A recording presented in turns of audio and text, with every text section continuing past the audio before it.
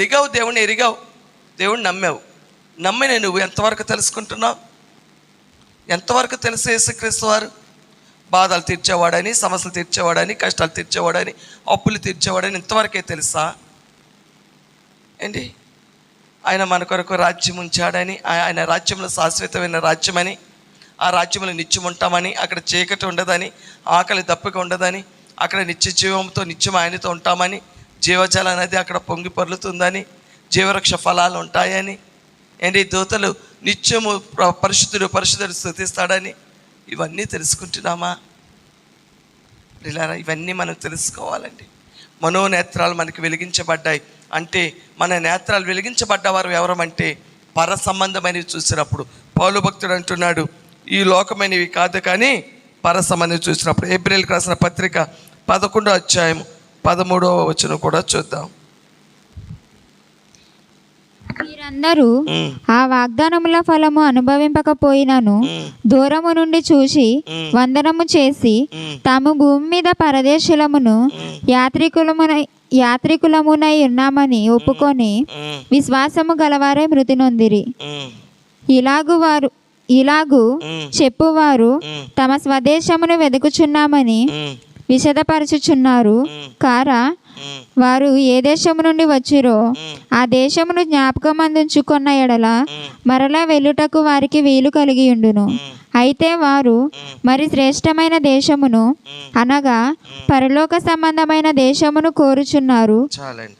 వీరందరూ ఆ వాగ్దానముల ఫలము అనుభవింపకపోయినను దూరము నుండి చూచి వందనము చేసి తాము భూమి మీద పరదేశంలోనూ యాత్రికులమై ఉన్నామని ఒప్పుకొని విశ్వాసము గలవారే మృతి నొందిరి. ఏమని తెలుసుకున్నారు? మనోనేత్రాలు వెలిగించబడిన వారు వీరందరూ ఆ వాగ్దాన ఫలము అనుభవింపకపోయినను దూరము నుండి చూసి వందనము. అంటే ప్రియులారా, వాగ్దాన భూమి కానాను దేశం. కానాను దేశం అబ్రాహాముకే దేవుడు చెప్పాడు, ఈ భూమిని నీ సంతానం ఇస్తానని. అప్పటికే ఇంకా పొందలేదు కానీ నమ్మారు. అలాగే మన దేవుడు చూపించుతున్నాడు పరలోక రాజ్యం.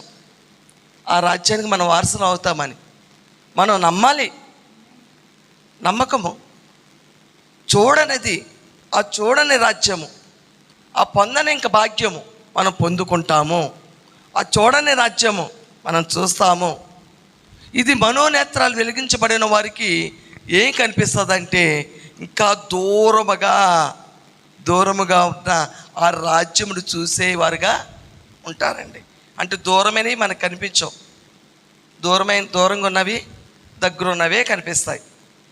మన దగ్గర ఉన్నాయి. మన దగ్గర ఏమున్నాయి? బాధలు ఉన్నాయి, సమస్యలు ఉన్నాయి, కష్టాలు ఉన్నాయి, నిందలు ఉన్నాయి. ఇవే ఉన్నాయి మన దగ్గర, ఇవే కనిపిస్తాయి.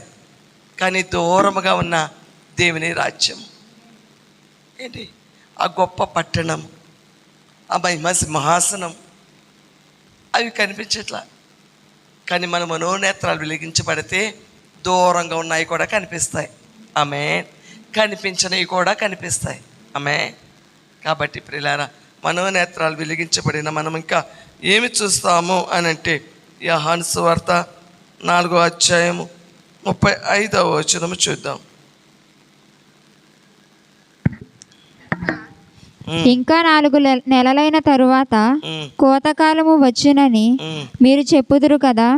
ఇదిగో మీ కన్నులెత్తి పొలములను చూడుడి, అవి ఇప్పుడే తెల్లబారి కోతకు వచ్చి ఉన్నవని మీతో చెప్పుచున్నాను. విత్తువాడును కోయువాడును కూడా సంతోషించున్నట్లు కోయువాడు జీతము పుచ్చుకొని నిత్య జీవార్థమైన ఫలము సమకూర్చుకొనుచున్నాడు. చాలండి. ఇక్కడ చూడుడి, మీ కన్నులెత్తి చూడుడి. ఏమొచ్చిందంట? కోత సమయం వచ్చింది, అనగా రాకడ సమయం రాబోతుంది. మనోనేత్రాలు వెలిగించబడిన వారు దేని కొరకు అంటే, ఆయన రాకడ అతి త్వరలోనే రాబోతుందని తెలుసుకునేవారుగా ఉండాలి.